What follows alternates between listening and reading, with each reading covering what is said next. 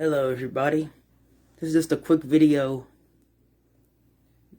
It's going to be documenting upgrading my NAS and how it went.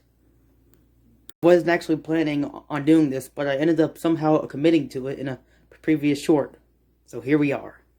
If you're not familiar, this right here is my home NAS. It's not much, is it? It's an old Dell Inspiron case, or rather what's left of it. If you look, you'll see that there's actually no front panel at all. And if we look inside, get my handy dandy Noctua screwdriver to do it.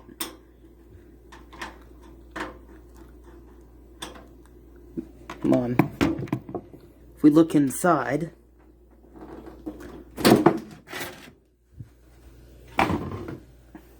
you'll see that it's not really much going on in here. This is a Supermicro server motherboard. It's the X9 SCM-F with a quad-core Xeon E3-1230 V2 on it. It's got 6 SATA ports down there, 5 fan headers. I also upgraded it with 8 GB of ECC RAM. The original intent was to reuse my non-ECC RAM, but as it turns out, this board requires ECC memory, which I didn't expect to do, but I ended up doing it because I found out it required it later and I'd already sunk enough money into it. The original board was a Dell board with a Pentium dual core on it, and this is a nice little upgrade, and it's got more expansion options too. It's got dual gigabit Ethernet at the back, the VGA serial, 2 USB ports.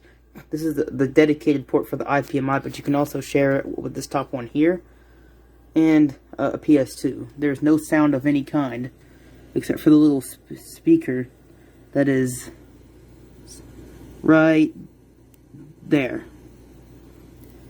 But now that I've got this in here and upgraded to it, it works pretty well. I'm running the same drives as before, except this 4TB Toshiba is a replacement of the old desktop 4TB that I had, also from Toshiba, because in the process of removing the old motherboard, I broke the SATA connector, which frankly was kind of a theme as I went through this. Not only did I end up having to buy special memory, I had to buy ECC, I also had to get memory that specifically called out this board.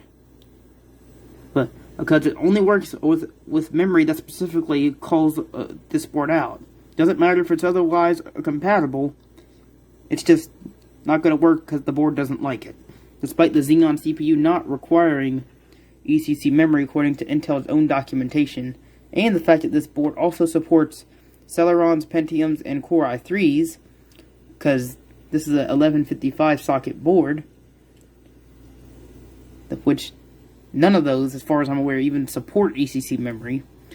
So, I don't know, it's very convoluted. We only have a 4TB N300 here, a 2TB RAID here, and a 1TB Seagate up there, along with this hot swap bay that I can use for making backups very quickly because I'm not bottlenecked by the gigabit networking. It also means that I don't have to have another computer dedicated to this. It's got 4 PCIe Gen 3 by 8 slots. The top 2 are actually by 8 and linked directly to the CPU, while the bottom 2 are by 4 and I believe linked through the Intel C-Series chipset. And for the power supply, we have an old HP 300 watt unit. And in the front for cooling, I've got 2 Arctic P12 PWM PST COs, which are the dual ball bearing variants. Say that 5 times fast. Or is it 3 times fast? I don't know. But these fans are horrible. One of them has had a bearing, has a bad bearing that whistles. It's actually this one right here. And if you look inside of it, this originally was just bone dry in there. I sprayed some lubricant in the ball bearings after taking the fan apart, which is not easy. And it works better-ish, but there's still something amiss with the bearings. This was actually a warranty replacement for another fan, also with bearing issues, a completely different bearing issues. And when I contacted Arctic, and I did twice, about the problem with my replacement, I didn't get any response at all from them. And this was months apart.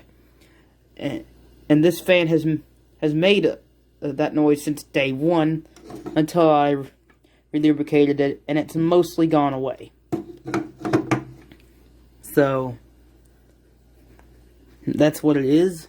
When these die, I'll buy some Noctua NFP12 fans and a cheap fan splitter and use those instead.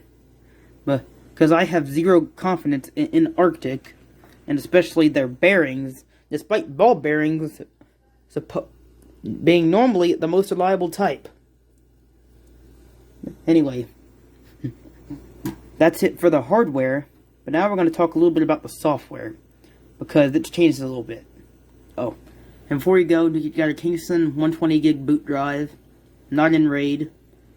I don't have a second one to put this in RAID 1, and even if I did, and there is another port free, because this has 6 total, I don't have any available SATA power plugs in this power supply, because I'm using one of them with a splitter for these 2 drives.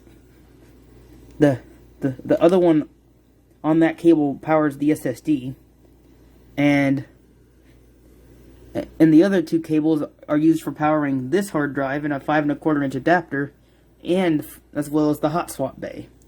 You may notice that the case also has no power button, as those were in the way of the fans and the drive mounts. So those were removed. After all, it does have IPMI, and it is configured to boot when power is plugged in. But anyway, now onto the software.